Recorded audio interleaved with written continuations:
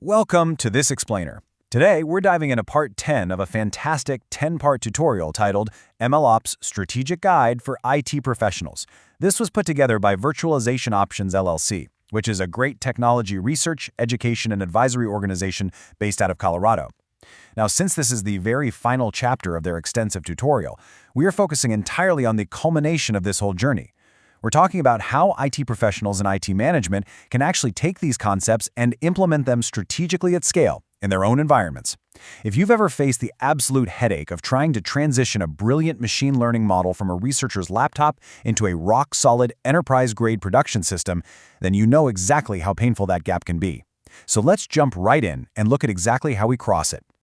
87%. That is a staggering number, right? And it represents a pretty harsh reality for IT leaders today.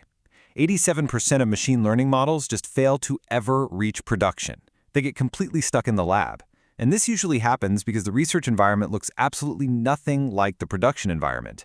You know, a data scientist might build a perfectly accurate model using a static CSV file on their local machine. But when IT tries to scale that out to handle live streaming data with strict latency requirements, the whole thing just falls apart. Without serious operational rigor, a model is really just a science experiment. It's not reliable software yet. So this explainer is going to show you how to close that operational gap for good.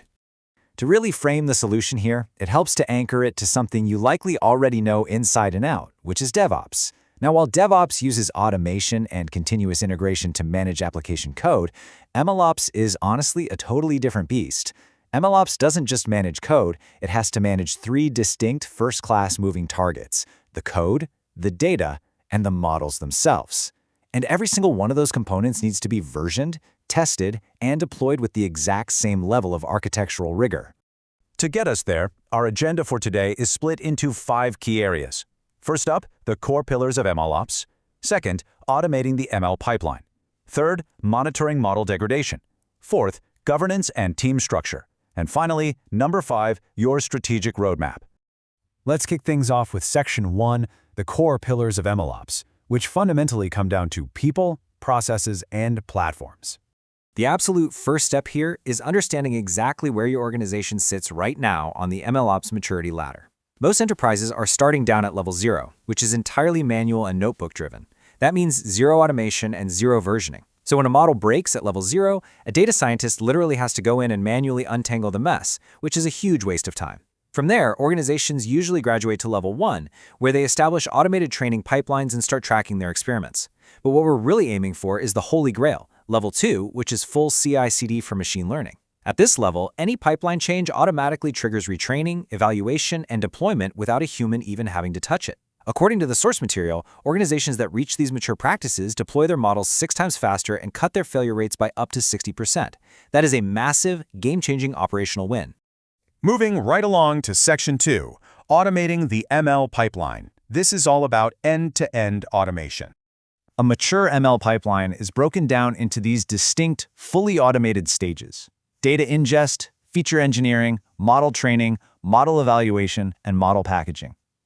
Notice the big mindset shift we're making here. We're moving completely away from manual trial and error and shifting towards systematic automated gates.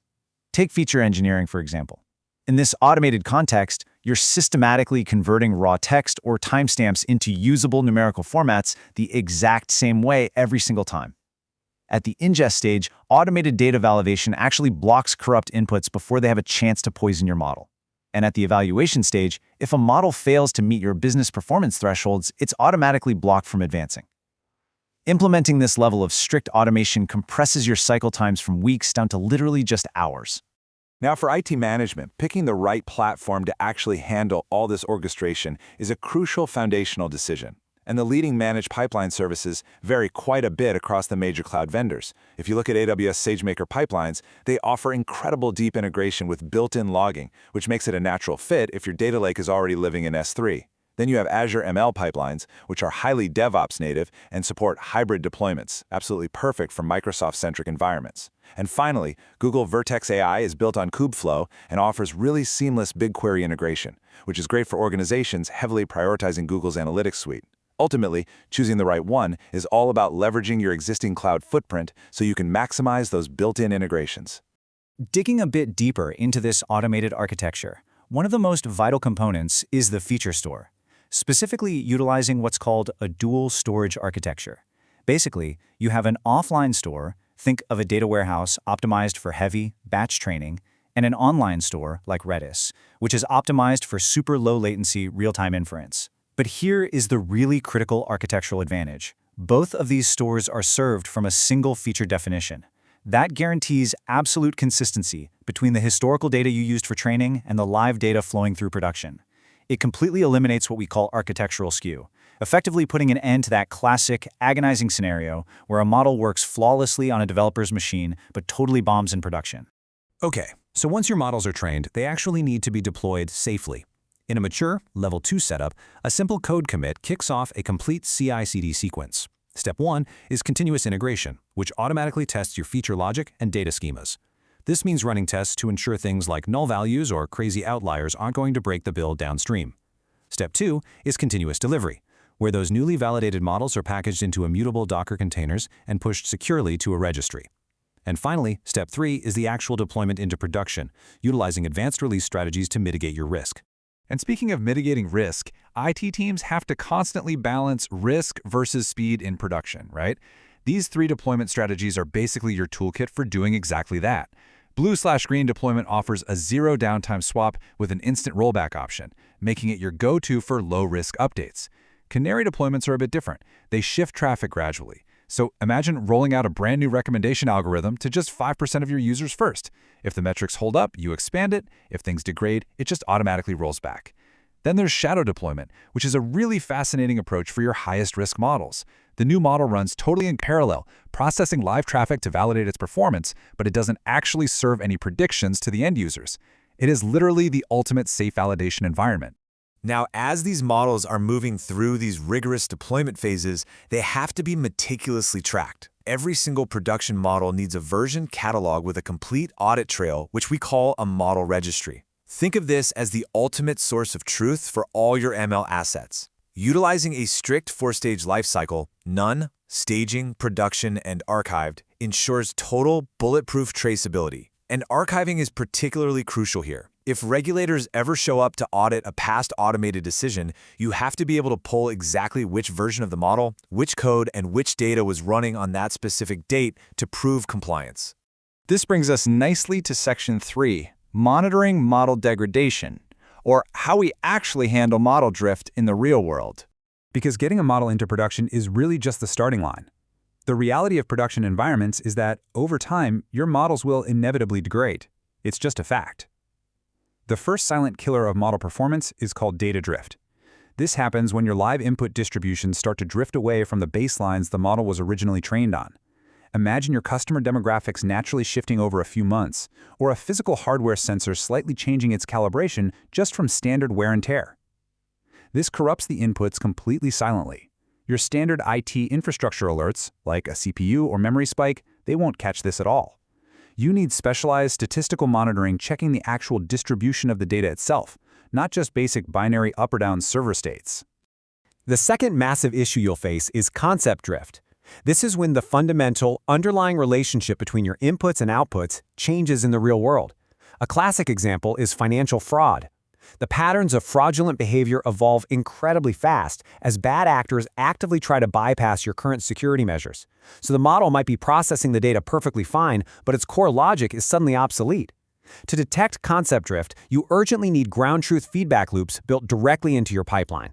This guarantees you can catch that delayed accuracy degradation the exact moment it starts threatening your business KPIs. Let's pivot now to Section 4, Governance and Team Structure. This is where we talk compliance and organization. For IT professionals, you know that enterprise machine learning is bound by some incredibly strict compliance frameworks.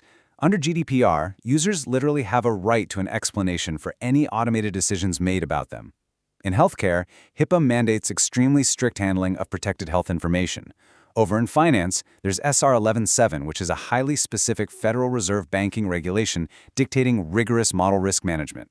It requires institutions to meticulously document, monitor, and stress test their models under extreme economic scenarios.